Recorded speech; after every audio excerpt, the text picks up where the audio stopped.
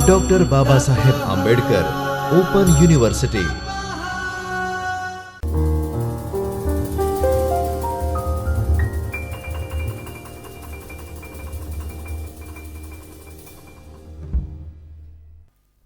નમો નમઃ. Doctor Baba Saheb Ambedkar open યુનિવર્સિટીના જ્યોતિર્મય પરિસરમાં આવેલા ચૈતન્ય સ્ટુડિયોમાંથી ભારતીય જ્ઞાન પરંપરા વિભાગના MA in Indian knowledge system અભ્યાસક્રમમાં હું શ્યામ પટેલ આપને આવકારું છું. વિદ્યાર્થી મિત્રો, આજે MA IKS 104 સંસ્કૃત ભાષા અને સાહિત્ય પેપરના યુનિટ નંબર 12 શ્રીમદ ભગવદ્ ગીતા, જેના વિશે આપણે પરિચય મેળવવાના છીએ. ભગવદ્ ગીતાના મહાત્મ્યના 6ઠ્ઠા શ્લોકમાં એક સરસ રૂપક આપવામાં આવ્યું છે. સર્વોપનિષદો ગાવો, એટલે કે બધા ઉપનિષદો રૂપી ગાય છે. દુગ્ધા ગોપાલ નંદન, જેના દોહનારા ગોપાલ શ્રી કૃષ્ણ છે. પાર્થો વત્સઃ, અર્જુન એનો વાછડો છે. સુધીહી ભોક્તા, સદબુદ્ધિવાળા લોકો પીનારા છે. દુગ્ધમ ગીતામૃતમ મહત, અને તે મહાન દૂધ એ ગીતારૂપી અમૃત છે. મિત્રો, આ શ્લોક દ્વારા એક ચિત્ર ઊભું કરવામાં આવ્યું છે. આપે ગાય કે ભેંસનું દૂધ મેળવવા માટે દોહવાની પ્રક્રિયા નિહાળી હશે. સમસ્ત વેદનો સાર ઉપનિષદ છે.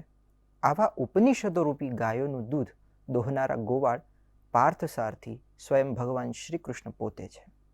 પણ મિત્રો, જ્યારે વાછડું ગાયના આંચળથી દૂધ પીવે છે તે સમયે ગોવાળે એ દૂધ દોહવાનું હોય છે. તો અહીં અર્જુનને વાછડા તરીકે એટલે કે નિમિત્ત બનાવીને શ્રી કૃષ્ણે ઉપનિષદો રૂપી ગાયોને દોહી દોહીને ગીતારૂપી અમૃત સમાન દૂધ દોહ્યું છે, જેને સુજ્ઞ લોકો પીવે છે. આવા મહાત્મ્યવાળા ગ્રંથ શ્રીમદ ભગવદ્ ગીતા વિશે પરિચય મેળવી લઈએ. ભારતીય દર્શન પ્રણાલીની વેદાંતિક પરંપરામાં પ્રસ્થાન ત્રયનું વિશેષ મહત્વ છે. વેદાંત વિષયમાં ગતિ કરાવનાર આ 3 પ્રસ્થાન એટલે કે માર્ગ છે. તે કયા છે? ઉપનિષદ, બ્રહ્મસૂત્રમ અને શ્રીમદ ભગવદ્ ગીતા. આ ભગવદ્ ગીતા એ સ્વતંત્ર પુસ્તક રૂપે ઉપલબ્ધ છે, પણ તે મૂળ રૂપે મહાભારતના ભીષ્મ પર્વમાં 40 અધ્યાયોમાં આવેલા શ્રીમદ ભગવદ્ ગીતા પર્વની અંદર 18 અધ્યાયમાં છે, જેને શ્રીમદ ભગવદ્ ગીતા કહેવામાં આવે છે. વિદ્યાર્થી મિત્રો, હવે શ્રીમદ ભગવદ્ ગીતા આ શબ્દને સમજીએ. શ્રીમતા ભગવતા ગીતા ઇતિ શ્રીમદ ભગવદ્ ગીતા. શ્રીમાન ભગવાન દ્વારા ગવાયેલી હોવાથી તેને શ્રીમદ ભગવદ્ ગીતા કહેવામાં આવી. આ ગીતાનું ગાન ધર્મક્ષેત્ર એવા કુરુક્ષેત્રના યુદ્ધ મેદાનમાં સેનયોહો ઉભયોહો મધ્યે, અર્થાત બંને સેનાની વચ્ચે થયેલું. એક તરફ કૌરવ સેના છે અને બીજી તરફ પાંડવોની સેના. આ ગ્રંથની શરૂઆતમાં ધૃતરાષ્ટ્ર સંજયને પ્રશ્ન કરે છે કે મારા અને પાંડુના પુત્રોએ કુરુક્ષેત્રમાં શું કર્યું?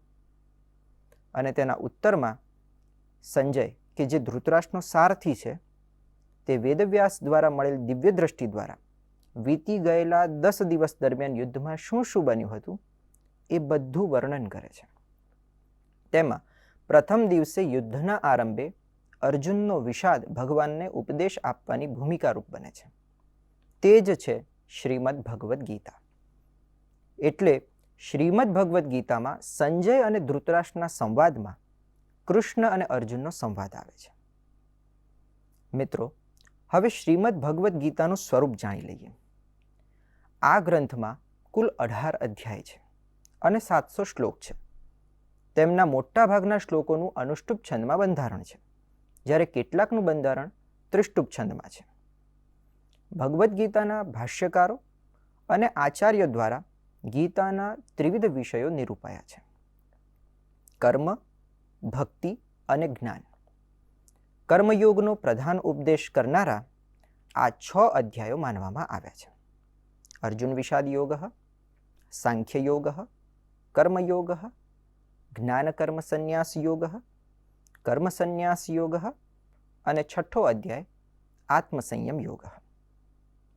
તે પ્રમાણે ભક્તિ યોગના વિશે જ્ઞાન યોગ, અક્ષરબ્રહ્મ યોગ, રાજવિદ્યા રાજગુહ્ય યોગ, વિભૂતિ યોગ, વિશ્વરૂપ દર્શન યોગ અને 12મો અધ્યાય છે ભક્તિ યોગ.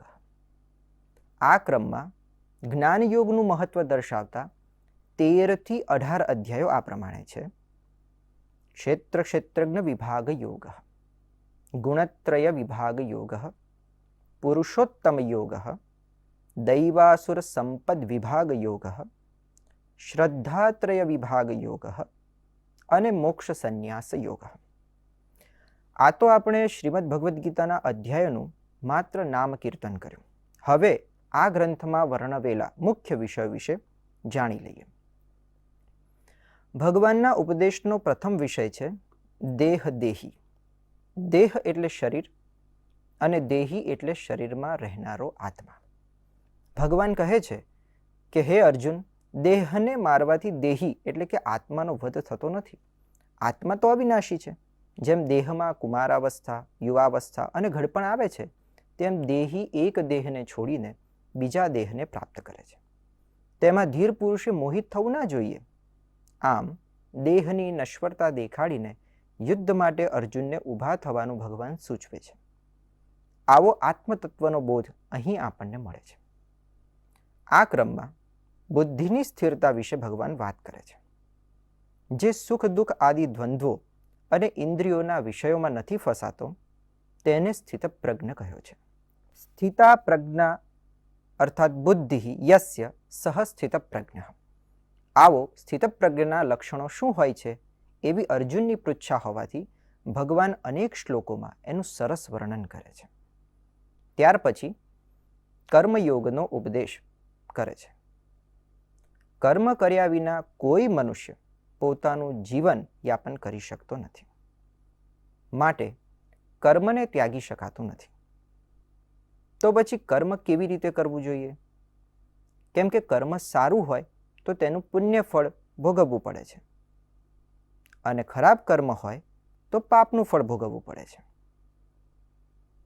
માટે કર્મફળથી અસંગ રહીને કર્મમાં પ્રવૃત્ત થવા ભગવાન અર્જુનને પ્રેરિત કરે છે.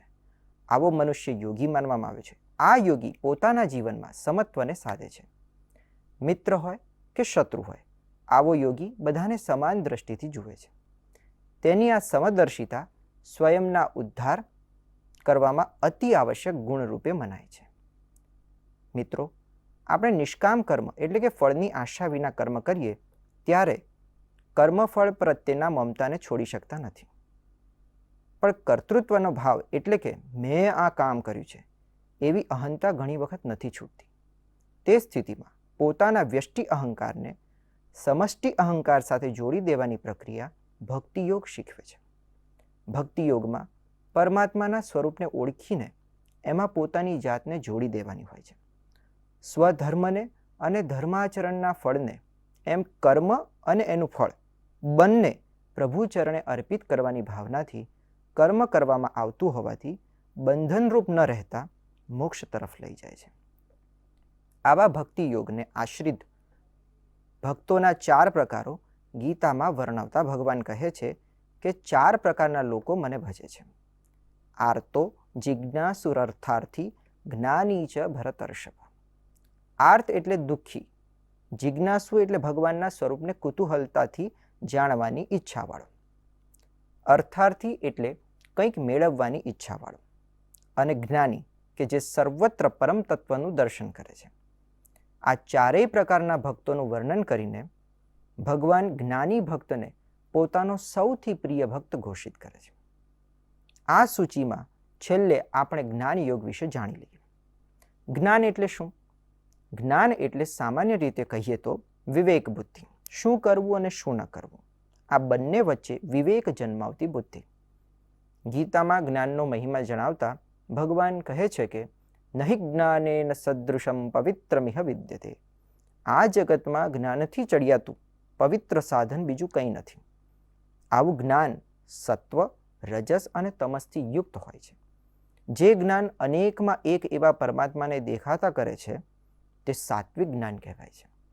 જે જ્ઞાન પ્રત્યેક પદાર્થને જેમ છે તેમ અલગ અલગ જ દેખતા કરે તે રાજસી જ્ઞાન કહેવાય છે, અને જે વિપરીત બોધ કરાવે તે તામસી જ્ઞાન કહેવાય છે. પણ કોઈને બ્રહ્મની પ્રાપ્તિ કરાવનાર સાત્વિક જ્ઞાનની પ્રાપ્તિની ઈચ્છા હોય તો કયા ગુણો કેળવવા પડે?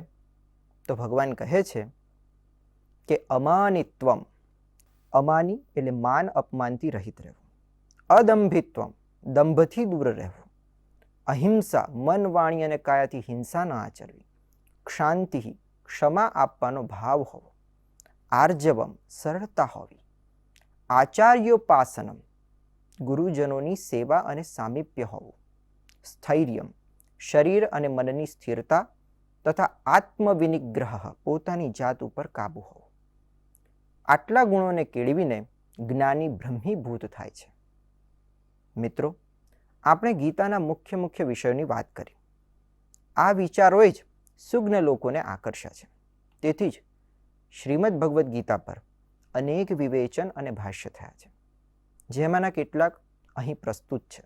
વળી ગીતા અનેક ભાષાઓમાં અનુદિત થઈ છે, જેમાંના કેટલાક પ્રસિદ્ધ સંસ્કરણો અહીં પ્રસ્તુત છે. આ અનુવાદો જ ગીતાની સાર્વભૌમ લોકપ્રિયતાના દ્યોતક છે. મિત્રો, આ સાથે આજના વ્યાખ્યાનને વિરામ આપીએ છીએ. નવા વિષય સાથે ફરી મળીશું. ધન્યવાદ. સ્વાધ્યાયઃ પરમઃ